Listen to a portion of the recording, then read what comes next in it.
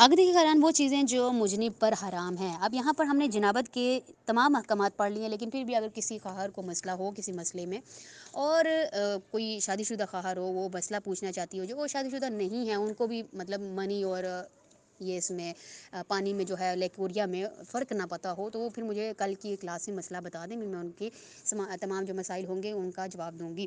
اب جو ہم پڑھیں گے وہ ہیں وہ چیزیں جو مجنب پر حرام ہے۔ جو مجنب ہے، جو اس حالت میں ہے کہ اس کے اوپر جو ہے غسل واجب ہے، تو اس غسل واجب ہونے کی صورت میں ابھی اس نے غسل نہیں کیا تو اس پہ کیا کیا چیزیں حرام ہیں، اس کے بارے میں پڑھیں گے۔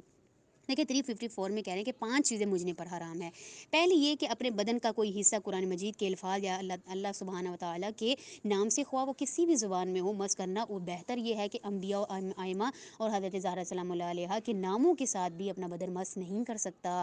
دوسرا یہ کہ مسجد الحرام اور مسجد نبوی میں جانا، خواہ ان ایک دروازے سے دوسرے دروازے تک جانا ہو تب بھی نہیں جا سکتا۔ لیکن یہ جو عام مساجد ہوتی ہیں، مسجد الحرام کی نہیں، دوسری جو ہوتی ہیں مسجدیں، اس کے کچھ دروازے ہوتے ہیں، ایک دروازے سے بندہ نکل کے دوسرے دروازے تک چلا جاتا ہے، دوسرے دروازے سے باہر چلا جاتا ہے، تو تب مسئلہ نہیں ہے، وہ جا سکتا ہے، اس حالت میں بھی جا سکتا ہے، لیکن اس مسجد میں ہم رک نہیں سکتے۔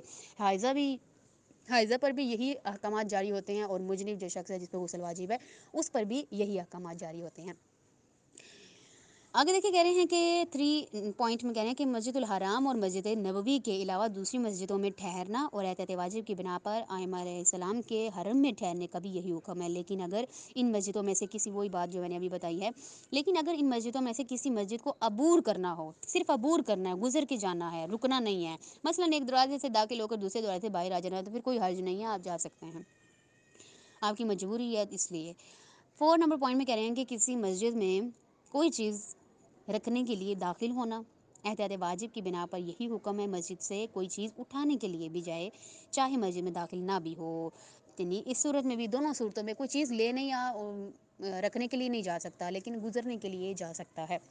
آگے دیکھیں 5ویں پوائنٹ میں کہہ رہے ہیں کہ ان آیات میں سے کسی آیت کا پڑھنا جن کے پڑھنے سے سجدہ واجب ہو جاتا ہے، یہ جتنی بھی آیات ہیں یہ حائضہ پر بھی حرام ہیں، اور جس شخص پر غسل واجب ہو اس پر بھی حرام ہے کہ وہ ان آیات کو نہیں پڑھ سکتا۔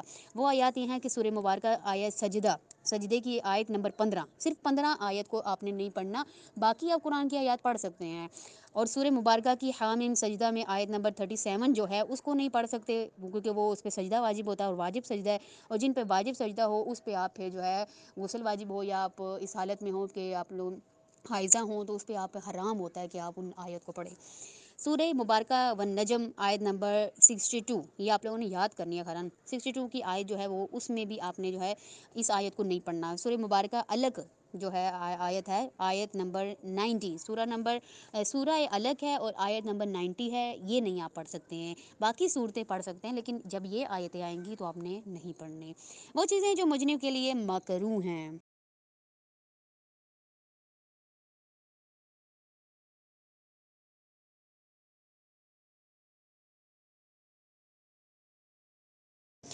مکروہ چیزیں قرآن 9 چیزیں جو مجنب شخص کے لیے مکروہ ہیں۔ پہلا اور دوسرا یہ کہ کھانا اور پینا، یعنی اگر وہ غسل نہیں کیا اس نے تو اس کے لیے جو مکروہ چیز ہے وہ کھانا اور پینا ہے، لیکن اگر ہاتھ منہ دھو لے اور کلی کر لے تو مکروہ نہیں ہے، اور اگر صرف ہاتھ دھو لے تب بھی کراہت کم ہو جاتی ہے۔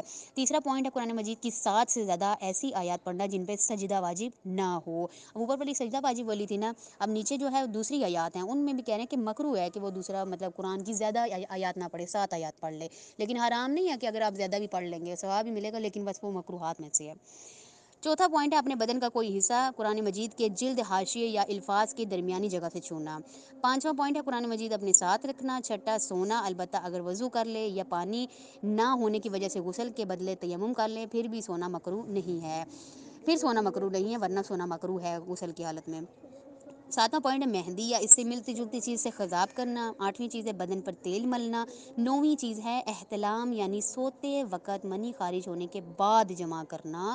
یہ چیزیں ساری مکروہات میں سے ہیں، تو آپ لوگوں نے یہی چیزیں پڑھ کے آنی ہیں، اور میں یہیں تک آپ لوگوں سے سوالات کروں گی انشاءاللہ۔ کل کی کلاس میں ملتے ہیں، تب تک کے لیے خدا حافظ۔